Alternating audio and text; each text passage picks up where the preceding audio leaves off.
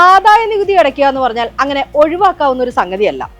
അതിപ്പോ ആദ്യമായിട്ട് ചെയ്യുന്നവർക്കായാലും ചെയ്തുകൊണ്ടിരിക്കുന്നവർക്കായാലും ഇക്കാര്യങ്ങളിൽ ചില കൺഫ്യൂഷൻ ഒക്കെ ഉണ്ടാവും. പ്രധാനമായിട്ട് ശ്രദ്ധിക്കേണ്ട ചില കാര്യങ്ങളുണ്ട്, അതൊന്ന് ഉറപ്പുവരുത്തിയാൽ മതി.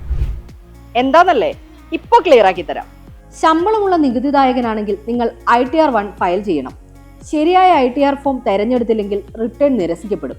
സാമ്പത്തിക വർഷത്തിൽ 50 ലക്ഷം രൂപയിൽ കൂടാത്ത നികുതി വരുമാനമുള്ള വ്യക്തികൾക്കാണ് ITR-1 എന്ന ഫോം ബാധകമാകുക.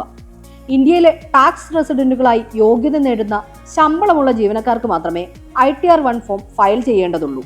നികുതി റിട്ടേണുകൾ എത്രയും വേഗം ഫയൽ ചെയ്യുന്നതിന് ആവശ്യമായ രേഖകൾ തയ്യാറാക്കി വെക്കണം. റിട്ടേണിനൊപ്പം നിക്ഷേപത്തിന്റെ തെളിവ്, TDS സർട്ടിഫിക്കറ്റുകൾ പോലുള്ള ഒരു രേഖകളും അറ്റാച്ച് ചെയ്യേണ്ടതില്ല.